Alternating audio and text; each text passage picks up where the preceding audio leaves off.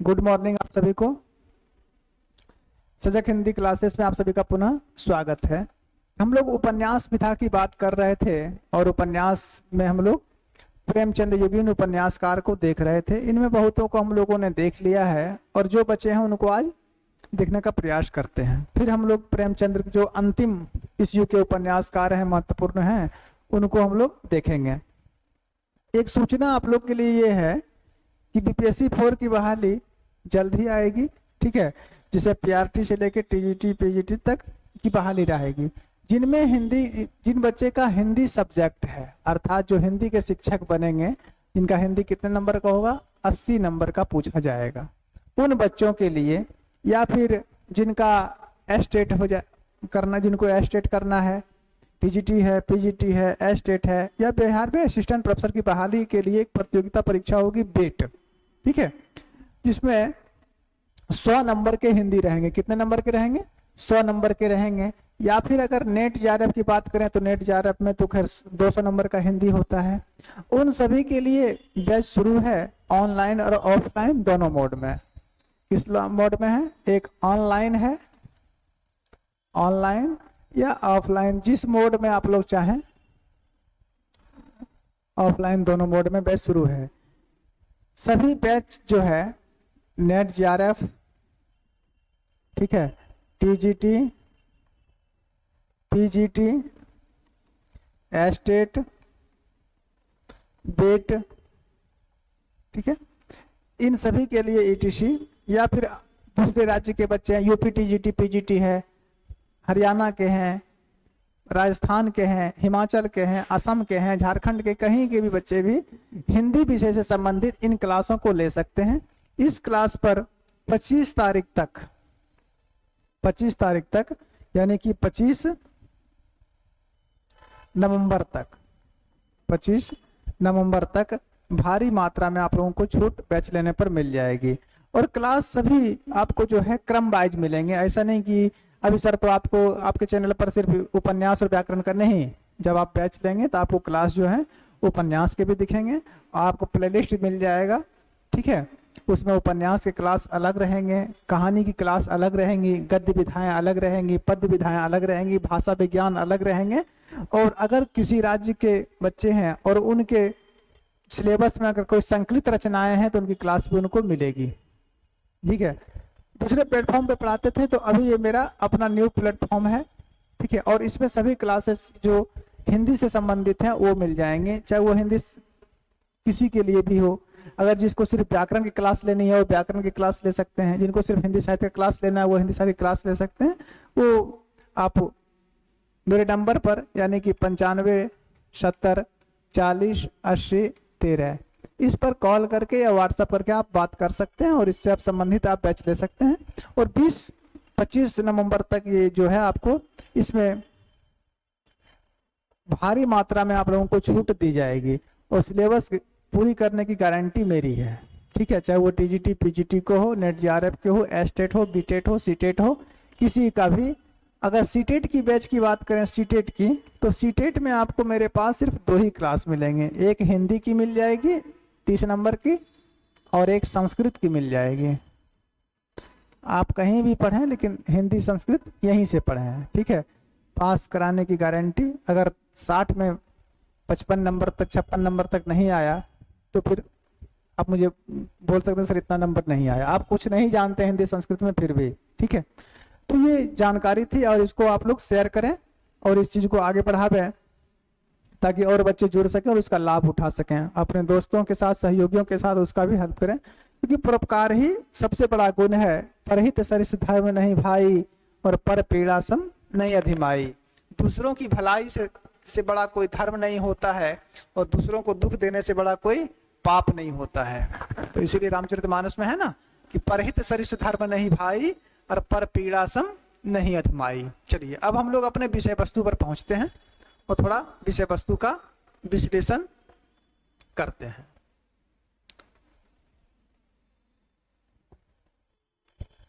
हाँ, ये बात सही है कि हम पहले दूसरे प्लेटफॉर्म पे पढ़ाते थे और ये मैंने खुद से स्टार्ट किया है, ये अपना है मेरा, जिसमें आपको हिंदी के से संबंधित कोई भी बैच आप लोग मिल सकते हैं। हिंदी साहित्य से संबंधित कोई भी बैच आप लोग ले सकते हैं। डेमो के लिए तो क्लास पढ़े हैं, और भी अगर किसी चीज़ का डेमो है कि सर भाषा विज्ञान का डेमो देखना है, हिंदी साहित्य के आदि काल का देखना है, भक्ति काल का देखना है, रीति काल का देखना है, तो आप डेमो के लिए आप हमको मेरे व्हाट्सएप पर सिर्फ भेज दें, मैसेज कर दें, आपको हम वो वीडियो लोड कर देंगे, वहाँ पे देख सकते हैं। सही वीडियो सही बच्चे को नहीं दिखते हैं, ये नया है इसलिए इसमें अभी सब्सक्राइबर कम है, लाइक कम है, कमेंट कम है, क्योंकि 14 नवंबर को, ठीक है, 14 नवंबर अर्थात बाल दिवस के दिन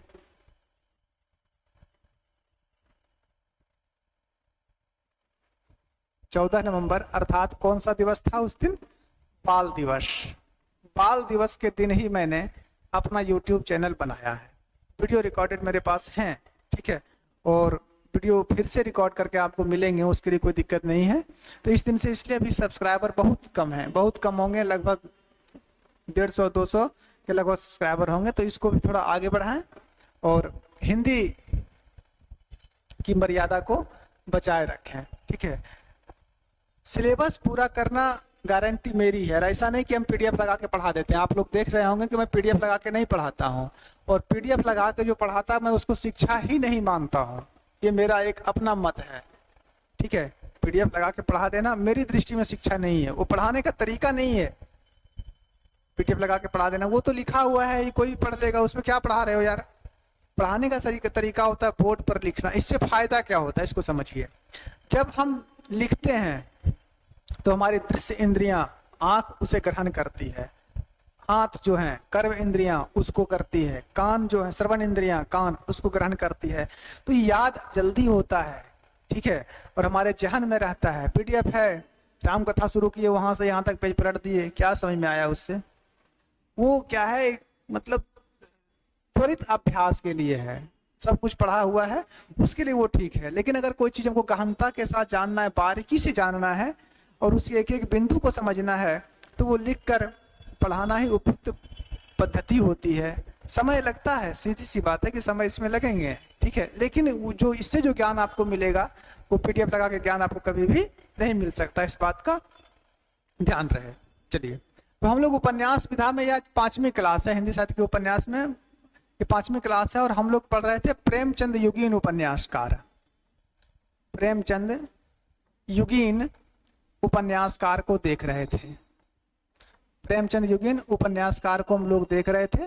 और इससे पहले हम लोगों ने प्रेमचंद युग में, पूर्व प्रेमचंद युग तो देख लिए थे। प्रेमचंद युग 1836 का जो समय पीरियड होता है, अर्थात सेवा सदन से लेकर गोदान तक, इसमें जो उपन्यासकार हैं, इसमें प्रसाद जी को मैंने देख लिया था। प्रसाद जी के बाद आज हम लोग शुरू करते हैं, सबसे पहले पढ़ते हैं पांडे बेचन शर्मा उग्र जी को। चलिए, पांडे बेचन शर्मा उग्र,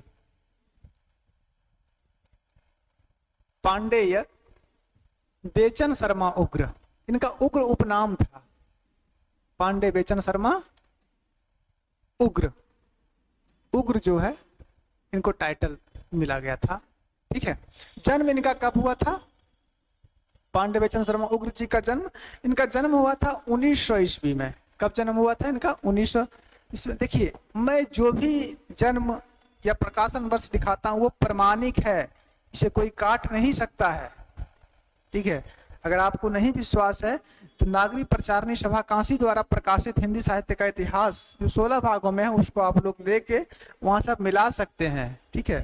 किसी पुस्तक में अगर किसी पुस्तक का प्रकाशन वर्ष में 2 मत है, 3 मत है, मैं उसको भी बता देता हूँ किस विद्वान ने किसको माना है, ठीक है, और सर्वमान्य मत क्या है। अगर ऑप्शन में दोनों रहे तो किसको दाग लगाना है, किसको सही करना है, वो भी लिखा देता हूँ। इससे आप रहेंगे, जो भी जानकारी मिलेगी वो संपूर्ण मिलेगी और ऑथेंटिक मिलेगी, प्रमाणिक मिलेगी, कोई इसको काट नहीं सकता है, ठीक है। तो जन्म कब हुआ? 1900 ईस्वी में। निधन कब हुआ इनका, उग्र जी का? इनका निधन हुआ था 1967 ईस्वी में। 1967 ईस्वी में इनका निधन हो गया।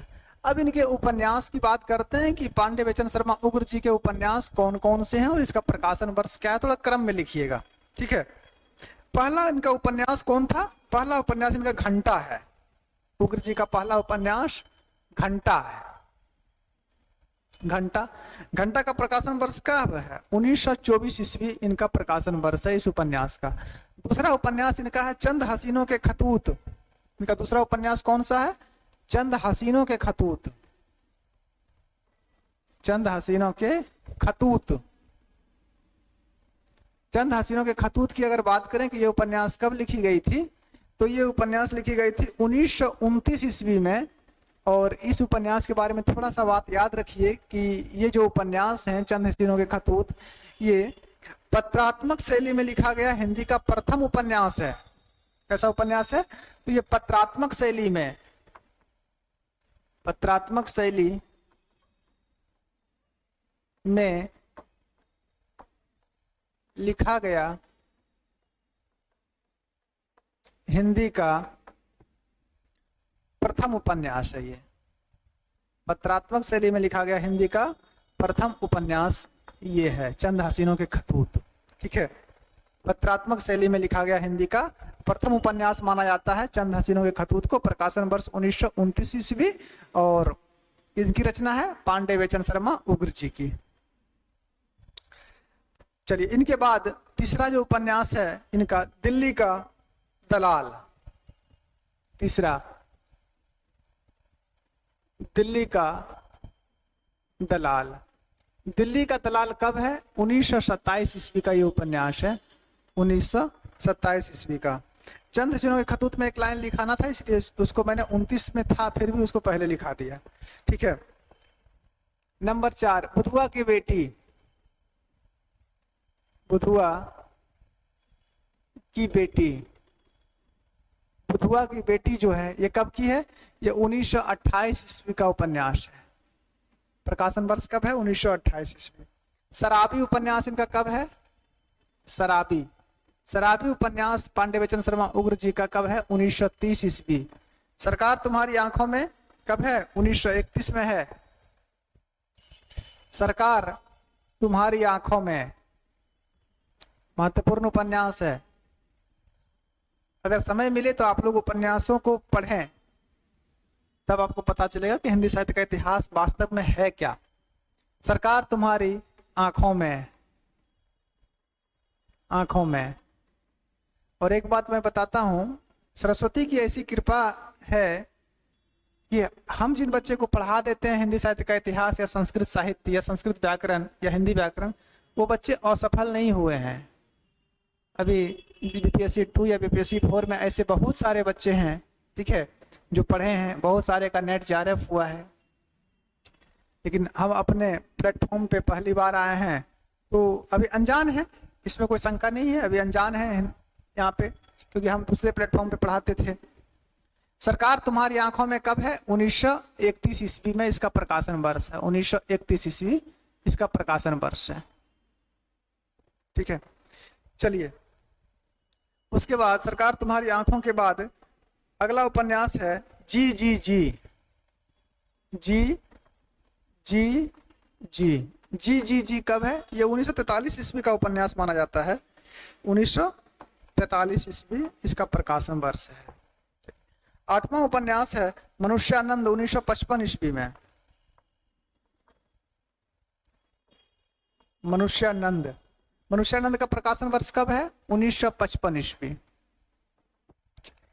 अगला उपन्यास लिखे मनुष्यानंद के बाद कला का पुरस्कार, ये भी 55 ईस्वी में है। कला का पुरस्कार। कला का पुरस्कार कब है? कला का पुरस्कार भी 1955 ईस्वी में है। कला का पुरस्कार 1955 ईस्वी। इसका प्रकाशन वर्ष कब है? 1955। अगले उपन्यास की ओर हम लोग पढ़ते हैं। हो गया यहाँ तक? लिख लिए? चलिए लिखिए। दिल्ली का दलाल 1927, बुधुआ की बेटी 1928, शराबी 30, सरकार तुम्हारी आंखों में 31, जी जी जी 43, मनुष्यानंद 55, कला का पुरस्कार 55। ठीक है, अगला उपन्यास कढ़ी में कोयला। कितना नंबर तक था जी? 9। नंबर 10 कढ़ी में कोयला। उपन्यास का नाम है कढ़ी में कोयला। नंबर 11 कड़ी, अच्छा कड़ी में कोयला। कड़ी में कोयला उपन्यास कब का है? ये भी 1955 ईस्वी का है। इसका प्रकाशन वर्ष भी कब है? 1955 ईस्वी। उसके बाद फागुन के फागुन के दिन 4, 4 दिन नहीं, फागुन के दिन 4 नाम है। फाल्गुन नहीं, फागुन तद्भव शब्द है। फागुन के दिन 4, फागुन के दिन 4 कब है? 1960 ईस्वी का उपन्यास। इसका प्रकाशन वर्ष 1960 ईस्वी है। ये इनके प्रमुख उपन्यास हो गए। किनके? पांडे बेचन शर्मा उग्र जी के। इनके उपन्यास कैसे हैं, किस प्रकृति के हैं, और इनके उपन्यासों को किस विद्वान ने क्या कहा है, इसके बारे में थोड़ा विशेष तथ्य आवश्यक है। थोड़ा विशेष तथ्य लिख लीजिए, ज्यादा नहीं, 2-4 लाइन है, लेकिन ये परम कल्याणकारी है। कल्याणकारी नहीं, परम कल्याणकारी है। नंबर 1 विशेष तथ्य में, इनके अधिकांश उपन्यास प्रगतिवाद से प्रभावित हैं। पांडे बेचन शर्मा उग्र जी के जो भी उपन्यास हैं वो किससे प्रभावित हैं? प्रगतिवाद से प्रभावित हैं। लिख सकते हैं इनके अधिकांश उपन्यास। यही सब प्रश्न बनता भी है। वो समय चला गया कि इस उपन्यास का प्रकाशन वर्ष कब है, क्या है, वो अब नहीं पूछे जाते हैं। ठीक है, बड़े बड़ी परीक्षाओं में, पीजीटी में, टीजीटी में, नेट जेआरएफ में, या अन्य जो भी स्टेट की परीक्षाएं होती है, उनमें उपन्यासों का मूल विषय पूछा जाता है। इसलिए जब उपन्यास हम पढ़ाते हैं तो जहां से प्रश्न बनने लायक होते हैं, या जो प्रश्न, जो उपन्यास महत्वपूर्ण होते हैं, उसका वर्ण, विषय, पात्र सब आपको लिखा देते हैं हम। क्योंकि कभी ये आपको ये ना लगे कि सर पढ़ने के बाद भी मेरा रिजल्ट नहीं हुआ। रिजल्ट की गारंटी हम लेते हैं अपने विषय में। इनके अधिकांश उपन्यास किससे प्रभावित हैं? इनके अधिकांश उपन्यास प्रगतिवाद से प्रभावित हैं। इनके अधिकांश उपन्यास प्रगतिवाद से प्रभावित हैं। प्रभावित है। एक बात तो ये हो गई। दूसरी बात, इनके उपन्यासों को घासलेटी साहित्य किसने कहा था? बनारसी दास चतुर्वेदी ने इनके उपन्यासों को घासलेटी साहित्य कहा था। याद रखिएगा ये बात। बनारसी दास चतुर्वेदी, बनारसी दास चतुर्वेदी ने इनके उपन्यासों को, इनके मतलब उग्र जी के, इनके उपन्यासों को क्या कहा था? घासलेटी साहित्य कहा था। घासलेट क्या काम करता है?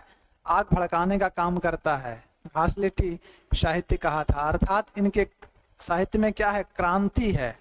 इसलिए बनारसी दास चतुर्वेदी ने इनके उपन्यासों को घासलेटी साहित्य कहा। एक बात ये हो गई। एक बात और लिख लीजिए इनके बारे में। इनके उपन्यासों को धूमकेतु, उग्र तारा, बवंडर आदि के नाम से भी जाना जाता है। इनके उपन्यासों को, इनके मतलब पांडे बेचन शर्मा उग्र जी के, इनके उपन्यासों को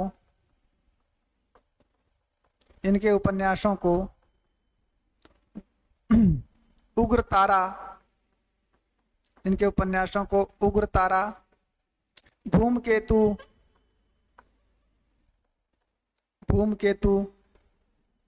बवंडर, इनके उपन्यासों को उग्र तारा, धूमकेतु, बवंडर आदि नामों से जाना जाता है। आदि नामों से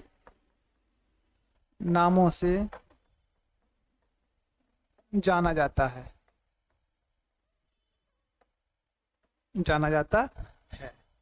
ये हो गए पांडे बेचन शर्मा उग्र जी।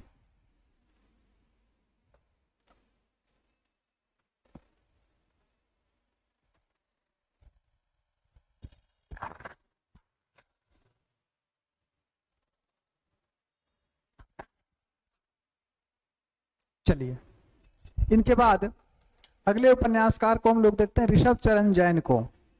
इनके बाद अगले उपन्यासकार कौन है? ऋषभ चरण जैन।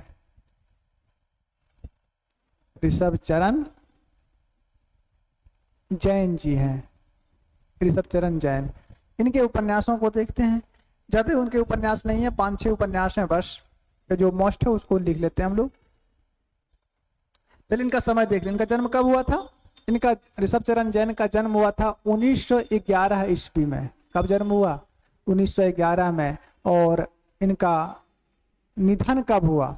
जन्म 1911 और निधन हुआ था इनका 1985 ईस्वी में। 85 इनका जन्म हुआ, निधन हुआ था 1985। इनके उपन्यास की अगर बात करें कि इनके उपन्यास, प्रमुख उपन्यास कौन कौन से हैं, तो लिख लीजिए इनके प्रमुख उपन्यास का नाम। पहला उपन्यास है मास्टर साहिब। मास्टर साहब नहीं है, मास्टर साहिब है। थोड़ा बर्तनी पर दोष दीजिएगा और उपन्यास को जब पढ़ते हैं तो उसको देखिए कि वो लिखा क्या है, मास्टर साहब लिखा है या मास्टर साहिब लिखा है। मास्टर साहिब कब का है? 1927 ईस्वी का ये उपन्यास। इसका प्रकाशन वर्ष 1927। दूसरा उपन्यास है इनका वैश्यापुत्र। वैश्यापुत्र, वैश्यापुत्र उपन्यास कब का है? वैश्यापुत्र उपन्यास 1929 ईस्वी का उपन्यास है ये। तीसरा उपन्यास इनका कौन सा है? सत्याग्रह है। तीसरा उपन्यास सत्याग्रह है। सत्याग्रह कब का है? सत्याग्रह 1930 ईस्वी का है। इसका प्रकाशन वर्ष 1930 ईस्वी। चौथा उपन्यास इनका जो है वो है चंपाकली। चंपाकली। और एक अंतिम उपन्यास इनका जो पांचवा है वो है दिल्ली का व्यभिचार। मोस्ट उपन्यास है ये, दिल्ली का व्यभिचार। बहुत बार पूछी गई है ये, नेट जेआरएफ में भी पूछी गई है। दिल्ली का व्यभिचार कब है? दिल्ली का व्यभिचार 1938 ईस्वी में इसका प्रकाशन वर्ष है, 1938 ईस्वी। और चंपाकली 1937 ईस्वी इसका प्रकाशन वर्ष है। तो ये हो गए ऋषभ चरण जैन के उपन्यास। जो प्रमुख उपन्यास थे 5 वो लिख दिए। मास्टर साहब 27, वैश्यापुत्र कब है? 29, सत्याग्रह 30, चंपाकली 37 और दिल्ली का, ये मोस्ट उपन्यास है। दिल्ली का व्यभिचार 1938, ये पूछी जा सकती है। अगर इनसे प्रश्न आएगा तो ये उपन्यास पूछी जा सकती है। चलिए, इनके बाद एक छोटे से उपन्यासकार और हैं कौशिक जी, उनको भी देख लेते हैं। नंबर 3 विश्वंभर नाथ शर्मा कौशिक। इनके 3 ही उपन्यास हैं।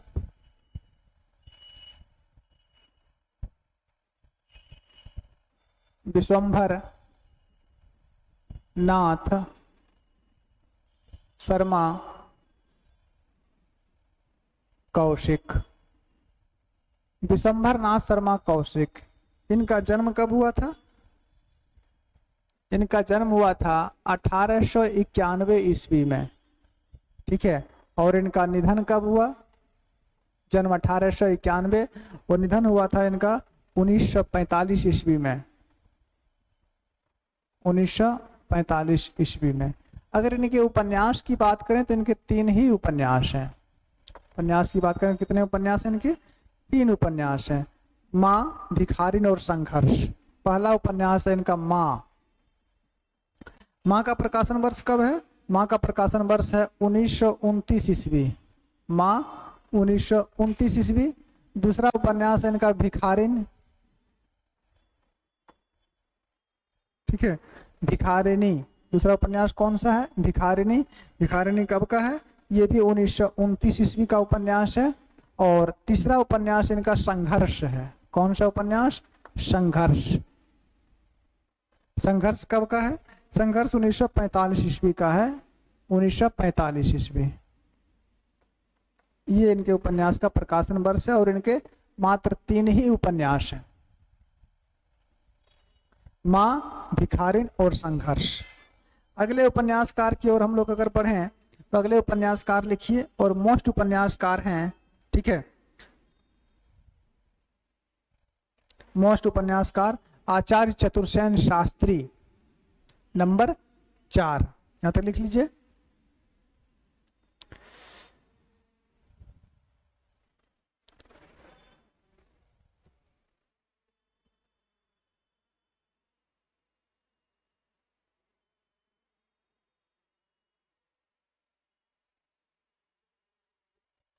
हो गया। नंबर 4 आचार्य चतुर्सेन शास्त्री, आचार्य चतुर्सेन शास्त्री, ये इस कालखंड के एक बहुत बड़े उपन्यासकार हुए, इनमें कोई शंका नहीं है। आचार्य चतुर्सेन शास्त्री, इनका समय देखा जाए, इनका जन्म कब हुआ? इनका जन्म हुआ था 1891 ईस्वी में, और निधन कब हुआ? इनका जन्म 1891, इनका निधन हुआ था 1960 ईस्वी में। 1960 ईस्वी में इनका निधन हो गया। अगर इनके उपन्यासों की बात करें तो इनके उपन्यासों को लिखते हैं हम लोग, उपन्यास, इनके प्रमुख उपन्यासों को देखते हैं। इनके बहुत सारे उपन्यास हैं, तो प्रमुख उपन्यास लिखिए जो पूछी जा सकती है। प्रमुख उपन्यास कौन कौन से हैं, इसको थोड़ा सा देखते हैं। नंबर 1 में लिखिए, सबसे पहला उपन्यास इनका जो आया था, हृदय की परख।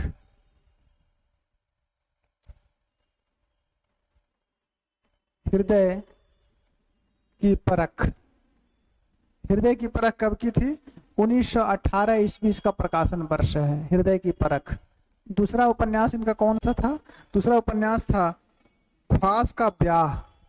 ख्वास का ब्याह, ख्वास का ब्याह कब है? ये 1927 ईस्वी का उपन्यास है। देखिए, ख्वास कहते हैं नाई को, किसको बोलते हैं? ख्वास नाई को कहा जाता है, नाई, जिसको आप लोग हजाम बोलते हैं। ख्वास किसको कहा जाता है? नाई को कहा जाता है। थोड़ा इन सब शब्दों पर भी ध्यान दें, पर्यायवाची शब्द भी आप लोग के लिए आवश्यक है, शब्द संपदा, क्योंकि भाषा के विद्यार्थी हैं तो भाषा पर अधिकार होना चाहिए, ठीक है। तो ख्वास मतलब नाई, जिसको हजाम बोलते हैं, जो दाढ़ी बाल काटने का बनाने का कार्य करता है, उसे ख्वास बोलते हैं। तो ख्वास का ब्याह 1927। आगे हृदय की प्यास 32 की है, हृदय की प्यास। हृदय की प्यास कब की है? ये 1932 ईस्वी इसका प्रकाशन वर्ष है। चौथे उपन्यास की ओर चलते हैं तो अमर अभिलाषा, ये भी 1932 की है। अमर अभिलाषा ये भी उपन्यास कब की है? ये भी उपन्यास 1932 ईस्वी का है। ठीक है, यहां तक। हृदय की प्यास 18, ख्वास का ब्याह 27, हृदय की परख 32, अमर अभिलाषा 32। आगे बढ़ते हैं। नंबर 5,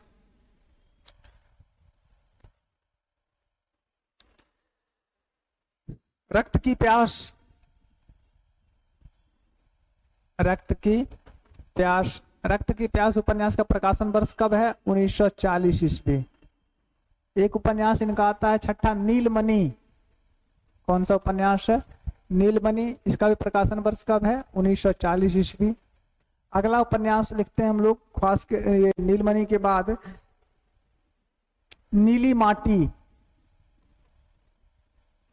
नीली माटी, नीली माटी उपन्यास का प्रकाशन वर्ष भी 1940 ईस्वी है। नीली माटी के बाद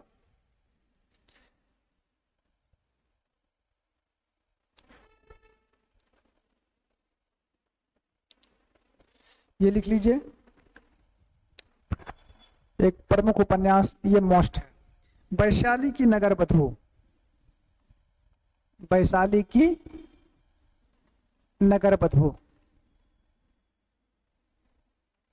वैशाली की नगर वधू। देखो, नगर वधू बोलते हैं वैश्या को। नगर वधू किसे कहा जाता है? ये कहा जाता है वैश्या को। ठीक है, वैशाली की नगर वधू। ये उपन्यास जो है ये 2 भागों में है। कितने भागों में है? 2 भाग में है, 2 भाग में। इसका अगर प्रथम भाग देखें कि इसका प्रथम भाग का प्रकाशन कब हुआ, प्रथम भाग और द्वितीय भाग, प्रथम भाग और द्वितीय भाग। प्रथम भाग का प्रकाशन 1948 ईस्वी में हुआ था और द्वितीय भाग का प्रकाशन 1949 ईस्वी में हुआ था। 1949 ईस्वी में। इस उपन्यास में है क्या? इसमें बौद्ध काल का चित्रण है, ठीक है, और नारी विरोधी जो भी कानून थे उसकी चर्चा इसमें की गई है। वैशाली में जो नारी विरोधी कानून है उसका चित्रण है, बौद्ध काल का चित्रण है। तो थोड़ा ये उपन्यास मोस्ट है तो इसके बारे में कुछ बातें जरूरी है। पहली बात, बौद्ध काल का चित्रण है उपन्यास, बौद्ध काल का चित्रण है इस उपन्यास में, एक बात तो ये है।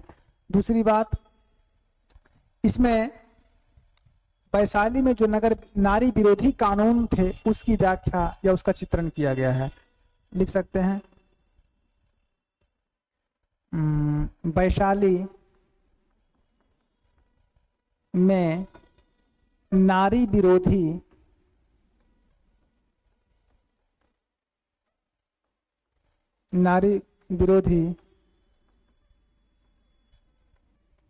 कानून का चित्रण, वैशाली में नारी विरोधी कानून जो था उसका चित्रण। इसके पात्र भी आवश्यक है, इनके पात्र भी लिखा देते हैं। आम्रपाली का नाम सुने होंगे आप लोग, ये उपन्यास ऐतिहासिक है तो इसको पढ़े भी होंगे, और इनके अधिकांश उपन्यास ऐतिहासिक ही हैं। बौद्ध काल का चित्रण है, वैशाली में नगर विरोधी नारी विरोधी कानून का चित्रण है। इसके कुछ पात्र का नाम लिख लीजिए, प्रमुख पात्र, ज्यादा पात्र तो नहीं याद रखना है, कुछ पात्र के नाम इसके आवश्यक हैं, इनका नाम लिख लीजिए। इस उपन्यास की नायिका कौन है? नायिका आम्रपाली है, नायिका आम्रपाली, एक पात्र ये हो गए। दूसरे पात्र लिख लीजिए, भद्रगुप्त है, स्वर्णसेन है,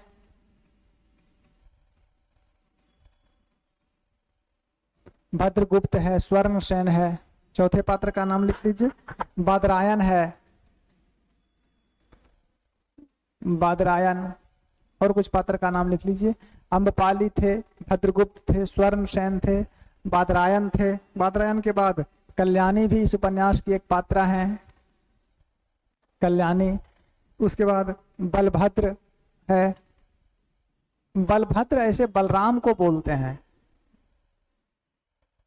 कृष्ण के जो बड़े भाई थे दाऊ जिनका नाम था बलभद्र, उन्हीं का एक नाम है, लेकिन यहाँ पे बलभद्र अलग है, बलभद्र है। एक सूर्यमल इसमें पात्र है, सूर्यमल भी इस उपन्यास का पात्र है। तो ये इसके इस उपन्यास के प्रमुख पात्र हो गए, किसके? वैशाली के नगर वधू की।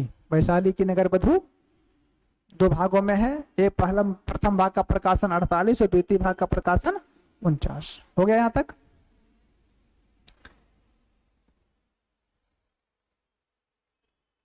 चलिए, तो ये कितने नंबर तक थे हम लोग? नंबर 8।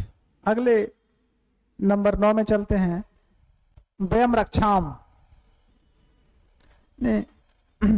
नंबर 9, वयम रक्षामः। वयम रक्षामः, वयम रक्षामः का प्रकाशन वर्ष कब है? वयम रक्षामः का प्रकाशन वर्ष 1955 ईस्वी है। चलिए, इससे पहले एक उपन्यास और आया था, थोड़ा सा मिस्टेक हो गया, वो था आलमगीर। आलमगीर, आलमगीर का प्रकाशन वर्ष 1954 ईस्वी है, 1954 ईस्वी है। नंबर 11 में लिख लीजिए, सोना और खून। सोना और खून, सोना और खून उपन्यास कब की है? ये इसका प्रकाशन वर्ष 1960 ईस्वी है। कुछ उपन्यास और लिख लीजिए, 60। 12 नंबर में अपराजिता। अपराजिता, अपराजिता का प्रकाशन वर्ष 1952 था, 1952 ईस्वी था। और एक उपन्यास लिख लीजिए, सोमनाथ, ये 54 था, प्रमुख उपन्यास है ये भी, सोमनाथ। इसका प्रकाशन वर्ष 1954 ईस्वी है। कुछ और देख लेते हैं। सोमनाथ तक हो गया। वयम रक्षाम 55, आलमगीर 54, सोना और खून 60, अपराजिता इसका प्रकाशन वर्ष 1952, सोमनाथ 1954। सोमनाथ के बाद हम लोग आगे बढ़ते हैं तो मंदिर की नर्तकी, ये भी एक मोस्ट उपन्यास है लेकिन बहुत पहले की थी। कितना नंबर होगा जी? 13। 14 नंबर देखिए, मंदिर की नर्तकी। मंदिर की नर्तकी, नर्तकी बोलते हैं नाचने वाली को, मंदिर की नर्तकी, इसका प्रकाशन वर्ष 1939 ईस्वी है, मंदिर की नर्तकी। उसके बाद और उपन्यास लिख लीजिए, अदल बदल, ये भी 44 का है, अदल बदल, इसका प्रकाशन वर्ष भी 1944 ईस्वी है। अदल बदल के बाद एक उपन्यास आता था इनका, दादा आया था, दादा, दादा 1961 ईस्वी इसका प्रकाशन वर्ष है, प्रकाशन वर्ष 1961 ईस्वी। एक 62 में आया था शुभदा, शुभदा, इसका प्रकाशन वर्ष 1962 ईस्वी। और लिख लीजिए, शुभदा के बाद एक उपन्यास अंतिम लिख लीजिए 18 नंबर में, सहयाद्री, सहयाद्री की चट्टानें, सहयाद्री की चट्टानें, सह्याद्री बोलते हैं किसको, सह्याद्री बोलते हैं पर्वत को, सह्याद्री किसको कहा जाता है, पर्वत को कहा जाता है, सह्याद्री कहा जाता है पर्वत को। सह्याद्री की चट्टानें, इसका प्रकाशन वर्ष 1961 ईस्वी है। तो ये हो गए आचार्य चतुर्सेन शास्त्री। इसके बाद एक उपन्यासकार और हैं छोटे से, इनका नाम आप लोग जानते होंगे, और वो है शिवपूजन सहाय। कौन है, शिवपूजन सहाय। नंबर आप लोग दे लीजिएगा, शिवपूजन सहाय, बिहार के ये रहने वाले थे शिवपूजन सहाय। इनका जन्म कब हुआ था, इनका जन्म हुआ था 1893 ईस्वी में, 1893 ईस्वी। और इनका निधन कब हुआ, इनका निधन हुआ था 1963 ईस्वी। इनका एक ही उपन्यास है, अगर उपन्यास की बात करें तो इनका एक ही उपन्यास है, और वो है देहाती दुनिया। कौन सा उपन्यास है इनका, इनका एक उपन्यास है देहाती दुनिया।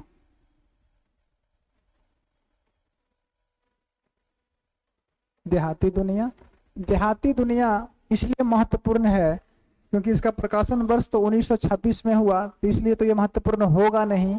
महत्वपूर्ण रहने का कारण ये है कि स्मृति शैली में लिखा गया यह हिंदी का प्रथम उपन्यास है, इसीलिए यह महत्वपूर्ण है। स्मृति शैली में रचित, स्मृति शैली में रचित हिंदी का, स्मृति शैली में रचित हिंदी का प्रथम उपन्यास है ये, स्मृति शैली में रचित हिंदी का प्रथम उपन्यास। ठीक है, तो ये हो गए शिवपूजन सहाय जी। अब हम लोग बात करेंगे निराला से, और निराला को हम लोग नेक्स्ट क्लास में देखेंगे। आज इतना ही रहने देते हैं। आपको शुरू में ही कुछ बातें आप लोग को बता दिए थे, विद्यार्थी हैं इसलिए उन बातों को थोड़ा ध्यान में रखें, आगे बढ़ें और दूसरे को भी आगे बढ़ने का मौका दें। क्योंकि आपको एक बात बताए थे कि परहित सरिस धर्म नहीं भाई, और पर पीड़ा सब नहीं अधिमाई। इंसान के लिए इशारा काफ़ी होता है, पहचाने और पहचान बनाए। तो आज इतना ही। कल हम लोग देखेंगे इनके बाद के उपन्यासकार निराला जी को देखेंगे, निराला के बाद सियाराम शरण गुप्त जी को देखेंगे, फिर प्रेमचंद्र पर हम लोग पहुंचेंगे। तो आज के लिए इतना ही, धन्यवाद।